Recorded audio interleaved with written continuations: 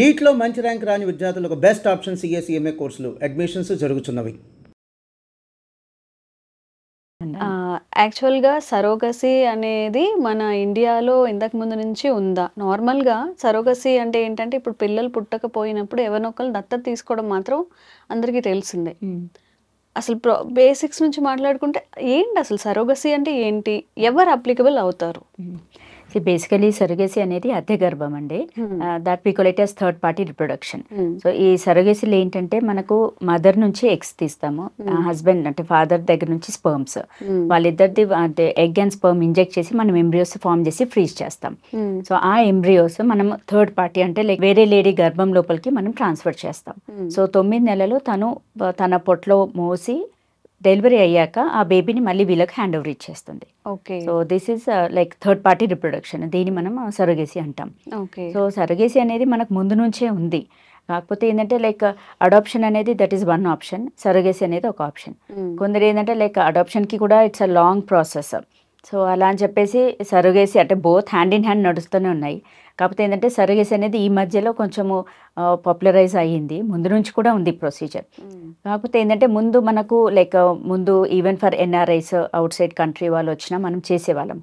But ఇప్పుడు ఏంటంటే supreme court has given strict rules. It is band. ఇప్పుడు ఇండియాలో సరగేసీ అనేది బ్యాండ్ చేయొద్దు. ఒకవేళ నిజంగా చేసుకోవాలి అంటే ఎన్ని ఇయర్స్ పిల్లలు పుట్టకుండా ఉండాలి ఆ కపుల్ కి? First of all basically surrogacy ఏంటంటే ఓన్లీ మనకి ఇండియన్ కపుల్స్ కి allowed and who are bearing OCI card holders కి. లైక్ ఓవర్సీస్లో మన ఇండియన్స్ అక్కడ సెటిల్ అయ్యి but holding and Indian passport వాళ్ళకు మనం చేయొచ్చు. So there are certain indications. అంటే మనం సరగేసీ కూడా ఎవరికి పడితే వాళ్ళకు చేయలేము, వ్యాలిడ్ ఇండికేషన్ ఉండాల్సిందే. So at least they should be a married couple for 5 years. 5 ఏళ్ల నుంచి ప్రయత్నం చేస్తున్నారు అయినా అవ్వట్లేదు అన్న వాళ్ళకు they are eligible for surrogacy. And they should have a strong valid medical reason. అంటే కొందరికి ఏంటంటే బై బర్త్ యూట్రస్ ఉండదు, లైక్ MRKH సిండ్రోమ్, వాళ్ళకి యూట్రస్ ఉండదు. సో వాళ్ళు కూడా సరగేసీకి వెళ్ళొచ్చు. కొందరు ఏంటంటే repeated IVF failures, multiple times try చేశారు అయినా కన్సీవ్ అవ్వలేకపోతున్నారు అన్న వాళ్ళు వెళ్ళొచ్చు. And by birth congenital anomalies of the uterus అంటే లైక్ యూనికార్నియట్ యూట్రస్, గర్భసంచి చాలా చిన్నగా ఉండడము, ఇన్ఫెంటైల్ యూట్రస్ అంటాం. అంటే చిన్నపిల్లలకి ఎలా ఉంటుంది గర్భసంచి, మనకు పెద్దగా అయ్యాక కూడా గర్భసంచి చాలా సైజ్ చిన్నగా ఉన్న వాళ్ళు కూడా సరగేసీకి వెళ్ళొచ్చు. అండ్ కొందరికి ఏంటంటే లైక్ పోస్ట్ హిస్టెక్టమీ, ఇప్పుడు కొందరికి హ్యూజ్ ఫైబ్రాయిడ్ ఉంటుంది. ఫైబ్రాయిడ్ తీసేటప్పుడు ఏంటంటే బ్లీడింగ్ ఎక్కువ అయినప్పుడు లైఫ్ సేవింగ్ ప్రొసీజర్గా కొందరికి గర్భసంచి తీయాల్సి వస్తుంది. సో అలా గర్భసంచి లేని వాళ్ళు కూడా ఆప్షన్ ఏంటంటే surrogacy. So these are all the strong valid indications for surrogacy అండి. అండ్ ఇంకోటి ఏంటంటే ఏజ్ గ్రూప్ కూడా ఇంపార్టెంట్. అండ్ ఎవరికి పడితే వాళ్ళకు కూడా చేయలేము. సో సరగేట్ మదర్ అంటే ఆ లేడీకి ఏంటంటే at least age should be between 25 to 50 years. Husband కి మాత్రం 26 to 55 years. ఈ ఏజ్ గ్రూప్ లో ఉన్న వాళ్ళు ఎలిజిబుల్ సరగేట్ కి. And there are certain legal formalities. Ma'am, some of the celebrities కూడా రీసెంట్ గా సరోగసీ ద్వారా పిల్లలు కన్న వాళ్ళు ఉన్నారు. ఇప్పుడు ఓకే, కపుల్ కి 5 years వరకు వాళ్ళకి పిల్లలు కలగనప్పుడు సరోగసీ అనే త్రూ వాళ్ళు పిల్లల్ని పొందొచ్చు. అది చూస్ చేసుకునే మదర్ ఎవరైతే ఉన్నారో, ఇప్పుడు మనకి ఒక బేబీని కానీ ఇక్కడ మనకి ఇచ్చే ఆ మదర్ని ఎలా చూస్ చేసుకుంటారు? అంటే సపరేట్గా వాళ్ళకంటూ ఎలా అసలు ఒక ఫైండ్ అవుట్ చేయడం ఎలాగా వాళ్ళని? బేసికల్ ఏంటంటే ముందు అంటే ట్రూ అంటే వాళ్ళకు ర్యాండమ్గా తీసుకొని వచ్చేవాళ్ళు. బట్ ఇప్పుడు రూల్స్ పరంగా ఏంటంటే సరగేట్ మదర్ లాగా ఎవరైతే యాక్ట్ చేయాలనుకుంటున్నారో తను వీళ్ళకు క్లోజ్ రిలేటెడ్ అయి ఉండాలి, రిలేటెడ్ అయ్యే ఉండాలి. మన ఓన్ రిలేటివ్ ఐదర్ సిస్టర్స్ కానీ లేకపోతే కజిన్ సిస్టర్స్ లేకపోతే క్లోజ్ ఫ్రెండ్ సర్కిల్లో తెలిసిన వాళ్ళు అయి ఉండాలి. అండ్ ఆ సరగేట్ ని కూడా ఈ కపుల్ వాళ్ళే తీసుకొని వస్తారు. అండ్ దెన్ సరగేట్ లేడీకి కూడా కొన్ని ఉంటాయి రూల్స్, అంటే సర్టెన్ క్రైటీరియా ఉంటుంది. So she should be a married lady. Unmarried girls ని మనం తీసుకోవాలి. సో తనకు మ్యారేజ్ అయి ఉండాలి అండ్ తనకు ఒక చైల్డ్ ఉండాలి, లివింగ్ చైల్డ్ ఉండాలి సరగేట్కి. అంటే లైక్ ఫ్రెష్లీ మ్యారీడ్ వాళ్ళు కూడా రావడానికి లేదు. తనకు ఒక చైల్డ్ ఉండాలి, తను మ్యారీడ్ అయి ఉండాలి, తన ఏజ్ గ్రూప్ కూడా బిట్వీన్ 25 to 35 years ఉండాలి. And she should be medically and psychologically fit. So వాళ్ళకి ఏంటంటే మెడికల్ ఫిట్నెస్ సర్టిఫికేట్ తీసుకోవాలి, అంటే ఫిజికల్గా తను ఫిట్నెస్ ఉంది, సైకలాజికల్గా కూడా ఫిట్నెస్ ఉంది అని అట్లా ఫిట్నెస్ సర్టిఫికేట్ తీసుకొని రావాలి. అండ్ దెన్ వాళ్ళ హస్బెండ్ కూడా వచ్చి కన్సెంట్ ఇవ్వాలి. So these are all the indications, అంటే ఎవరు సరగేట్ లాగా వెళ్ళాలి అనేది.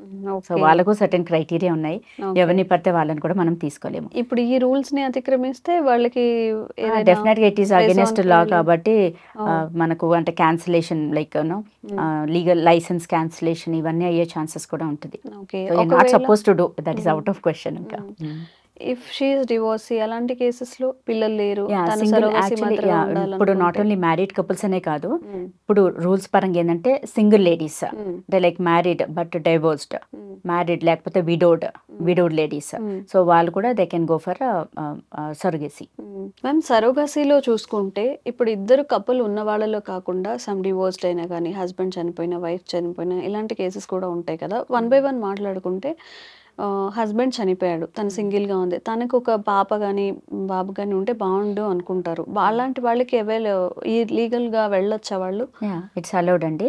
సింగిల్ లేడీస్ అయితే అంటే మ్యారేజ్ అయ్యి డైవోర్స్ అయిన వాళ్ళు, లేదు విడౌట్ అంటే హస్బెండ్ చనిపోయినప్పుడు, సో వాళ్ళు త్రూ సరగేసీ ద్వారా వాళ్ళు వెళ్ళొచ్చు, ఆ ప్రొసీజర్కి వెళ్ళొచ్చు. ఓకే, వీళ్ళకి ఒక బేబీ కావాలన్నా కానీ అలా కూడా వెళ్ళొచ్చు. And single men not allowed. ఇప్పుడు వైఫ్ చనిపోయినా లేకపోతే మ్యారేజ్ కానీ సింగిల్ మెన్ ఎవరైతే ఉన్నారో వాళ్ళు సరోగసీ ద్వారా ఒక బిడ్డని పెంచుకుంటామంటే అది ఎల్లో కాదా లీగల్గా? కాదు. ఓకే, ఇప్పుడు సేమ్ సెక్షువల్ ఇలా ఉంటారు కదా, హోమోసెక్షువల్ వాళ్ళు నాట్ అలౌడ్ అండి. వాళ్ళు కూడా నాట్ అలౌడ్. ఎందుకని అంటే వాళ్ళు పిల్లల్ని పెంచలేరనా లేకపోతే? పెంచలేరని కాదు, అంటే బేసికలీ సేమ్ సెక్స్ అంటే ఇద్దరు లేడీస్ ఆర్ ఇద్దరు జెంట్స్ వాళ్ళు ప్లాన్ చేసినప్పుడు ఏంటంటే they have to go for both the donors. So అట్లా ఉన్నప్పుడు and it's legally not allowed. అది సుప్రీంకోర్టు క్లియర్గా డిక్లేర్ చేసేసింది. ఇంకోసం అంటే మళ్ళీ when the child is Born, పెద్దగా అయినప్పుడు నా బేబీ అని ఇద్దరు లేడీస్ కలిపి ఒక బేబీని త్రూ సర్గసీ ద్వారా కన్నారే అనుకోండి, ఇద్దరు లేడీస్లో ఎవరో ఒకరే ఎగ్ ఇవ్వగలుగుతారు కదా, సో ఇంకో లేడీది ఎగ్ ఉండదు. సో అప్పుడు బయాలజికల్ పేరెంట్ అవుతుంది, అంటే ఎగ్ ఇచ్చిన లేడీ బయాలజికల్ పేరెంట్ అవుతుంది. మరి వేరే లేడీది ఎగ్ వాడరు కాబట్టి she not a parent. So ఆ లిటిగేషన్స్ వస్తాయి అన్నట్టుగానే సేమ్ సెక్స్ కపుల్స్కి it's banned.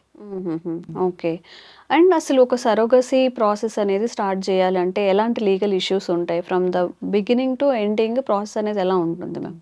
First of all the intended couple అంటే ఎవరైతే సరోగసీకి వెళ్దాము అని అనుకుంటారో వాళ్ళు ఏంటంటే first of all they should have a legal medical certificate. అంటే వీళ్ళకు ఇంకా సరోగసీ ద్వారానే వెళ్ళాలి అన్నట్టుగా ఒక మెడికల్ సర్టిఫికెట్ అప్రోప్రియేట్ అథారిటీ నుంచి తెచ్చుకోవాలి. అండ్ అఫ్ కోర్స్ మనం డాక్టర్ సైడ్ నుంచి కూడా what is the indication for surrogacy అనేది రాస్తాము, వాళ్ళు కూడా మెడికల్ బోర్డ్ నుంచి సర్టిఫికెట్ తెచ్చుకోవాలి. దాని తర్వాత ఎలిజిబిలిటీ సర్టిఫికెట్ అంటాం, సో అది కూడా అప్రోప్రియేట్ స్టేట్ బోర్డ్ కమిటీ వాళ్ళు అప్రోప్రియేట్గా అన్నీ చెక్ చేసి this couple is eligible for surrogate అని వాళ్ళు సర్టిఫికేట్ ఇస్తారు. అది తెచ్చుకున్నాక they have to search for the surrogate. మళ్ళీ సర్గేట్ కూడా తను physical fitness psychological fitness certificate తనది తీసుకోవాలి, వాళ్ళ హస్బెండ్ అకంపెనీ అవ్వాలి. ఆ కపుల్ ఈ కపుల్ ఇద్దరు కలిసి మెజిస్ట్రేట్ దగ్గరికి వెళ్ళాలి. సో ఫస్ట్ క్లాస్ మెజిస్ట్రేట్ దగ్గర నుంచి affidavit saying that after birth ఈ బేబీని వీళ్ళు ఇక్కడ హ్యాండ్ ఓవర్ ఇస్తారు అండ్ బేబీ పైన వాళ్ళకి ఎట్లాంటి అథారిటీ ఉండదు. So they are no way connected to the baby and to the couple. So అది ఇన్ ఫ్రంట్ ఆఫ్ మెజిస్ట్రేట్ వాళ్ళు సిగ్నేచర్ చేసి అఫిడవిట్ ప్రిపేర్ చేసుకొని తీసుకొచ్చేది ఉంటుంది. సో ఇవన్నీ ఫార్మాలిటీస్ ఉంటాయండి లీగల్గా. సో ఇన్ని ఇంక్లూడ్ అయి ఉంటాయి అనమాట అందులో.